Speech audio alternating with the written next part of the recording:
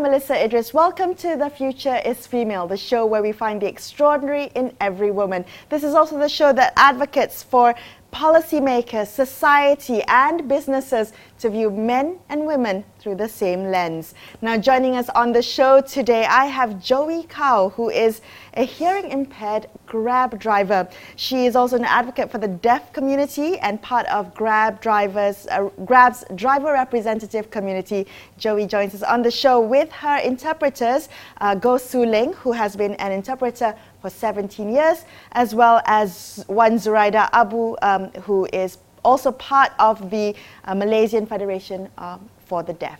Now, Zuraidah will be acting as Joey's voice interpreter, and Go will be the sign language interpreter for Joey. So welcome to the show, everyone. Thank you for being here. Thank you. Joey, it's a pleasure to have you here. I'm really curious to know about how you came to work with Grab. But before that, let's get to know you a little bit better. Tell us a little bit about you growing up. I understand you were born deaf. Was that a difficult childhood, or did you have a supportive system? Okay, yep. My name is Joey, and I was born in Sabah, in KK.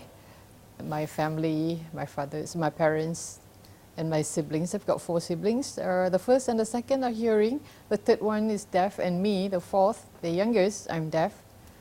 So I was born, profoundly deaf, and I was amazed myself when I was small because my mom could communicate using sign language.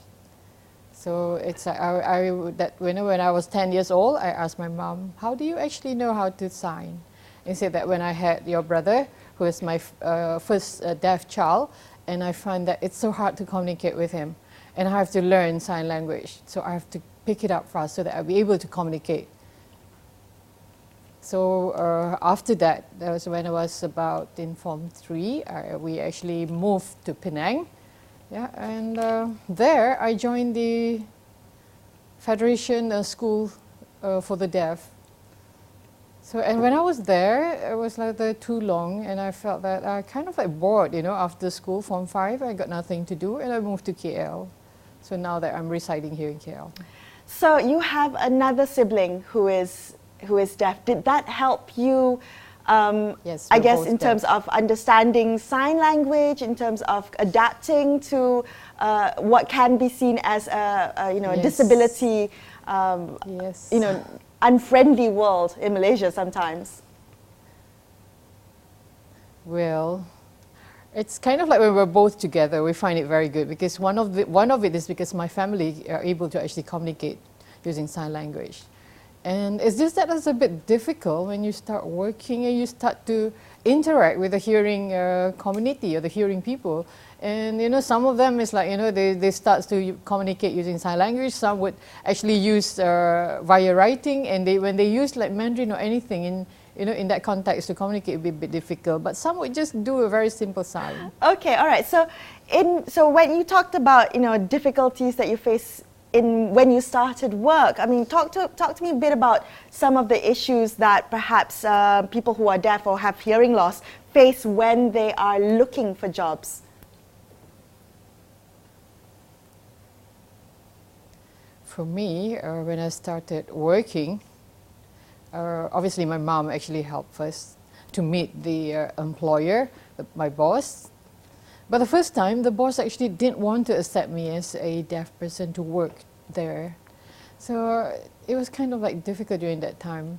Yeah, I actually tried even for the interview at McDonald's, I tried even at the bakery, but I find that it's a bit kind of like, my boss find that it's maybe a bit difficult for others to actually interact or get along with me. So I just have to be extra patient there. And actually I was looking like, if there is a college or anywhere that I could learn about this bakery, to make pastry and things like that, that would be better. Because if a teacher is going to teach me, then it would be good.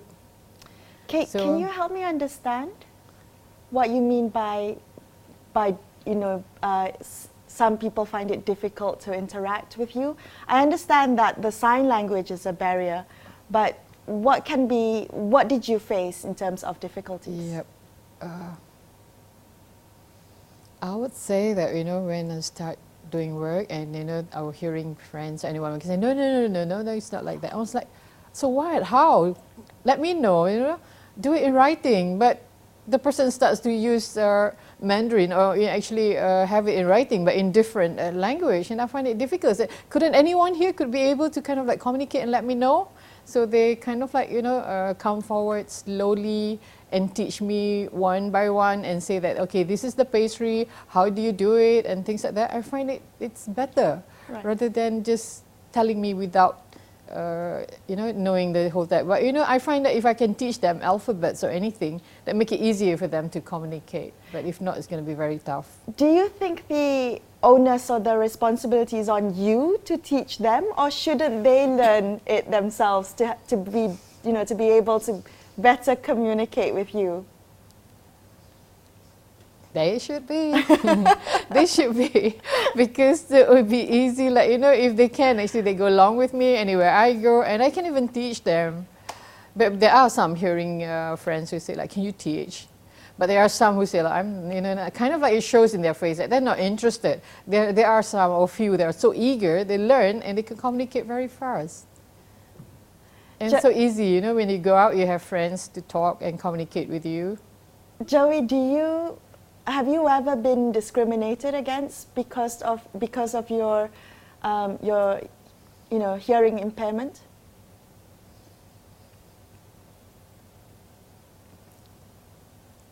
Not that I experienced. No, I don't. That's good to know. I don't feel that way. That's good to know. All right. What do you think, you know, I mean, you said that you have faced difficulties looking for jobs before, difficulties communicating with colleagues previously. Yeah. What can be done to create a more inclusive workplace for deaf people?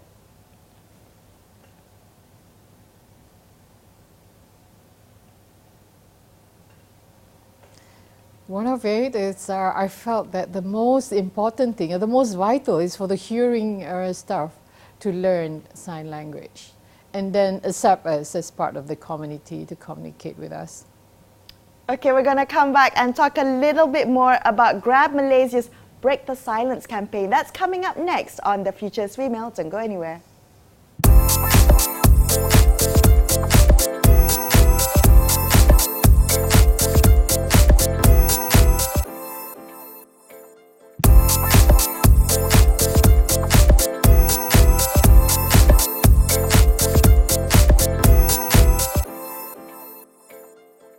Welcome back to The Future is Female. I'm Melisa Idris. I'm speaking to Joey Kow, who is a hearing impaired driver with Grab. Now, to help me communicate with Joey, since I don't know sign language myself, I have the good folks from the Malaysian Federation of the Deaf here with me, Leng, who will be acting as Joey's sign interpreter, as well as Zuraidah, who will be Joey's voice interpreter for the day, which I'm really glad that they're here, because more often than not, people with disabilities are often, you know, they don't get the opportunity to come on shows like this because of the logistics, and rather than you know, do away with that, we want to include everyone and show you what it takes to put together a show with someone like Joey, and she can tell us her story as a Grab driver, part of Grab Malaysia's Break the Silence campaign. This is an initiative to support deaf driver partners in Malaysia and Thailand as well, and the idea, I think, is brought to Singapore as well as Indonesia. Joey, so you talked to us a little bit earlier about how you became a Grab driver. I want to discuss the challenges that brings as a hearing impaired driver. What are some of the real challenges that you face day to day in your job as a Grab driver? When I drive and I have to actually fetch the customer, usually customer didn't even actually read and, you know, kind of like well informed earlier that I'm deaf. So, you know, once they enter the car, they have a seat and they start to communicate, and I was like, oops, I'm deaf. So I text back and show it like, I'm deaf, and they go like, oops, okay. So they start to show that, okay, go ahead straight, turn to the right, and so forth. And when they left, they say, all right, like, you know, they try their very best to accommodate, to communicate with me. So Grab has come up with several initiatives to make it easier for communication between hearing impaired drivers and passengers who don't know sign language. Can you talk to us a little bit about that? Yeah, the simple sign like, thank you, and directions like, going straight, right and left. So it's good. It's like the thing that we use to actually provide to customer for communication. Have there ever been concerns by the passengers, for instance, that they have a hearing impaired driver? There's always concerns that perhaps you can't hear the other cars approaching or honking. Yes. How do you address those concerns? Yes. I would tell them, relax, I'm okay. Don't worry, because I don't want them to feel afraid. I just drive like normal, and they go like, oops, okay, that's good. And they're comfortable after that.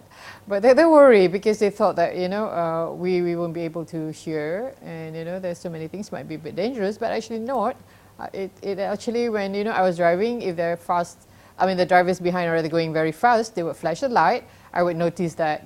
So I don't actually have to make sure that I could hear. No, it's I could actually just use my eyes, to observe. So I keep, usually, I wouldn't communicate much, but I just ask them to stay cool, relax. And if they need to communicate with you, they use the app to communicate, to text. Is that right?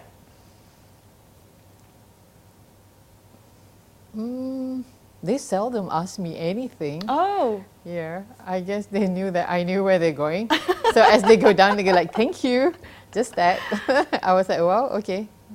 And they knew that, to explain like with signs for the directions and all. Yeah, it's good. But they don't communicate or ask me much.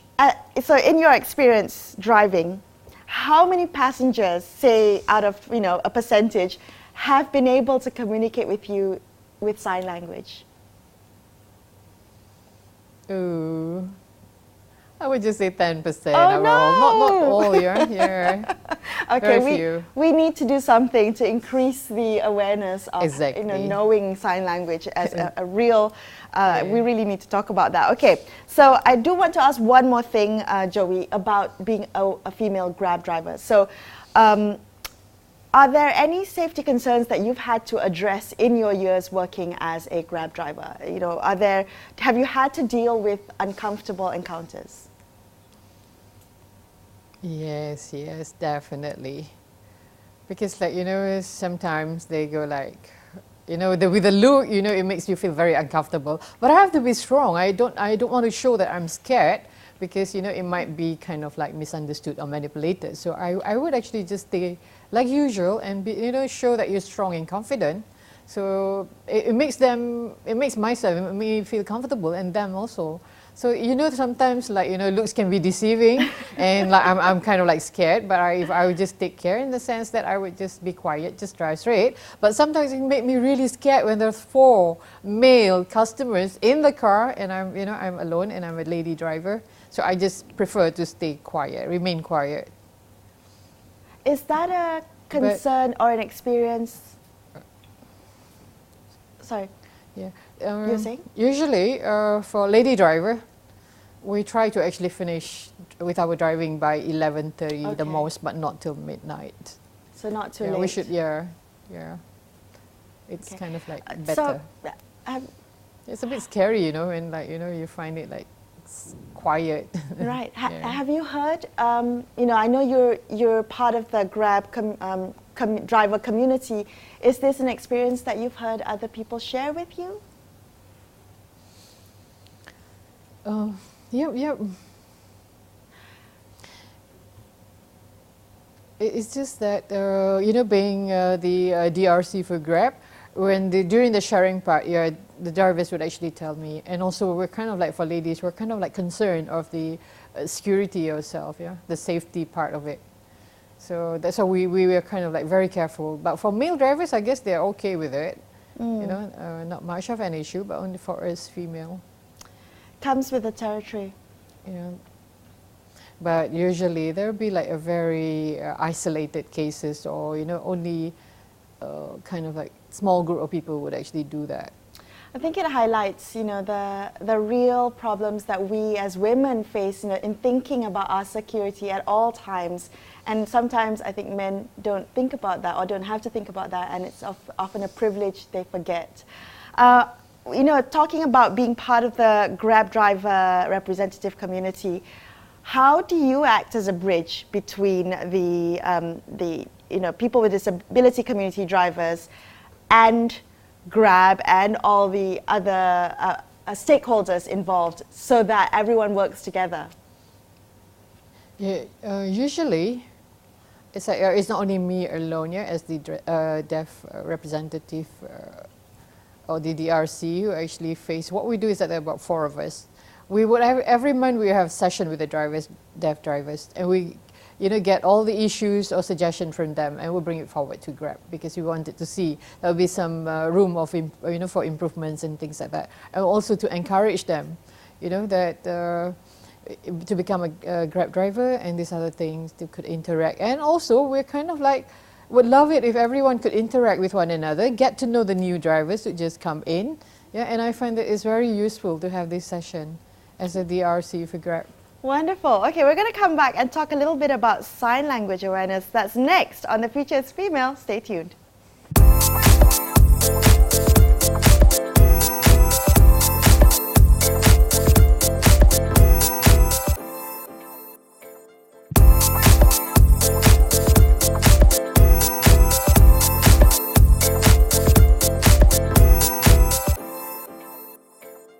Thank you for staying with us on The Future is Female. I'm Melisa Idris. I'm speaking to Joey Kow, who is a hearing impaired driver with Grab. Now, let's talk a little bit about sign language, because Joey, you said when you were born, your mother had already known sign language because your brother is also hearing impaired. Your older brother is hearing impaired. Now, 95% of deaf children are born to hearing parents who don't usually know sign language. And what happens is that most of these children receive late exposure to sign language, resulting in late cognitive development and less chance to acquire language proficiency. That means that the quality of the education is also jeopardized and compounded during adulthood. So I want to talk about sign language and the importance of increasing awareness of sign language. You do a lot of advocacy work for the deaf community. How do you teach the hearing community about the importance of sign language?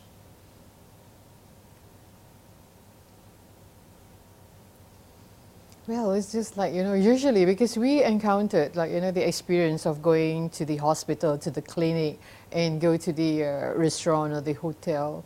So we find that if everyone could actually communicate, it would be good for us. It would be good for the deaf community. How, and I'm asking as a person who doesn't know sign language yet, but is very interested to learn, how quickly does someone pick up this language? For very basic, it's easy, but it's just that depending on the individual, you know, how interested they are or how skillful they are to learn another language. Okay, so with education for the deaf, I mean, ensuring access to sign language is important to ensure that, you know, you have access to inclusive education. When you went to school, Joey, you said you went to school to a deaf school, is that right? Yeah, yeah. Was there good memories of your childhood, your education? Was that inclusive enough? What can be improved in terms of that education? It was good. I would say it was good because, like, you know, you use sign language to communicate, and, you know, it's like there's no barrier, and you start to learn new vocabulary as, you know, as you communicate with other people. So it was a really good time, I recall. Okay. Is it enough, the current education, the infrastructure, the support for the deaf community in education? We need more. We need more. In what respect? Because, like, you know, for instance, like you were to compare with the spoken language, there's a lot of vocabulary. So in sign language, we need the same. So there are a lot more actually to come up and to create those words.